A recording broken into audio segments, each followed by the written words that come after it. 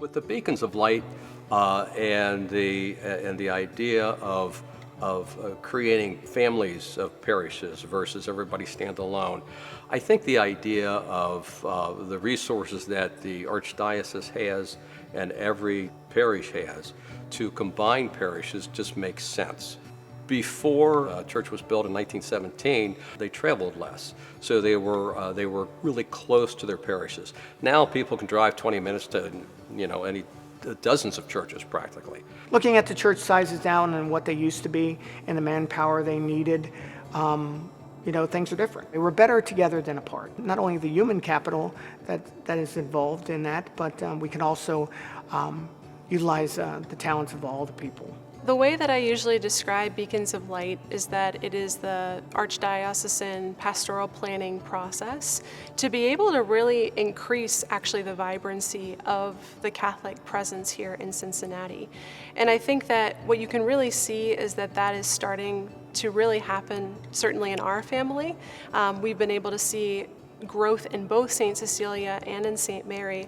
The strengths that we have, again, have been continually able to come together and just feed off of each other. But I tend to think of the church as a rock. A rock doesn't change, it's stable, but on the other hand, we're also talking reality, and it has to reflect the times and be open to the people needs at the time, because not everybody's needs are always the same year after year after year. How the Beacons of Light and all the merging of the parishes has affected me is I've had to figure out what's my priorities. What is it that I need to be doing? And I realize right off the bat that you can't lead if you're not present.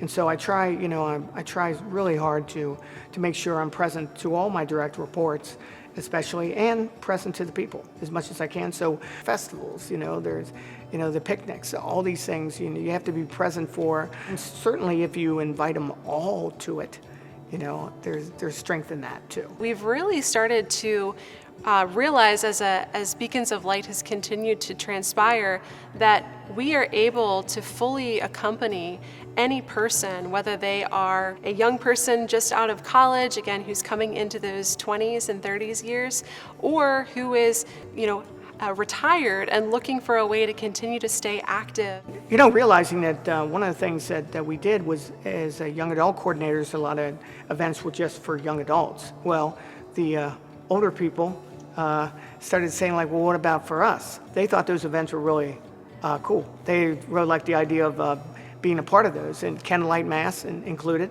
That started here with the diocese, and we continue to keep it, and brings a lot of other people together, and they get to know these young adults as well. When I started my journey as the coordinator of young adult ministry, I had a very experimental idea. The idea was to have a speed dating event. Speed what? For a Catholic church? Are you kidding me? But it's marvelous. It's a marvelous idea. It's kind of off the wall. It gets people involved. See, that's the thing, the involvement. You meet people.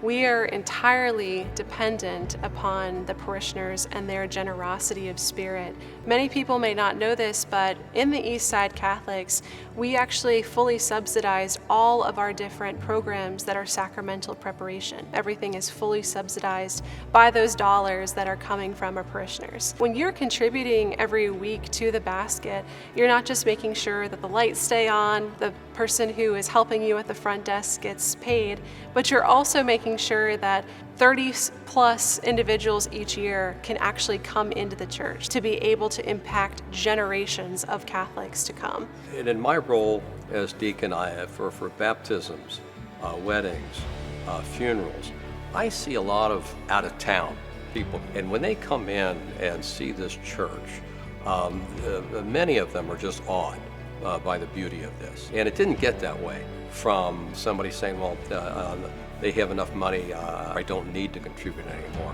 There's been a lot of sacrifice by past parishioners. So when I donate now, it might not be to keep this, to build new, but it's going to keep this up. There's many positions that are unfilled because we can't afford them, and they are critical. You talk about development, you talk about youth ministry, all these critical people that assist some of our full-time employees. We don't have the infrastructure that we need to be the church that could really go to full bloom.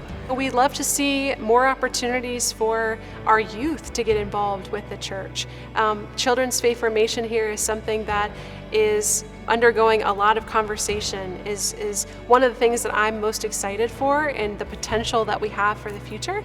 And a huge part of that is going to be potentially youth ministry. In this world where what you say goes for you and that's okay, and what you say what goes for me is okay, there are some certitudes that people don't always understand. And the Catholic Church has some moral guides that say don't do that, it's not good for you. And I think some people recognize that and like to support some kind of stance against the world's wishy-washy, anything goes kind of thing. Part of ministry is just being there, is getting involved in the community, going to a donut Sunday, going to a festival, getting involved in that, being in the midst of people, because you can't do it alone. You can't walk this Christian journey alone. You need God, you need others. And so if you form those relationships, which is so critically important in this day and age when you have a world that's constantly telling you to do something different, you need that support. And to have like-minded people and to help like-minded people get closer to the Lord, there's nothing better to live for.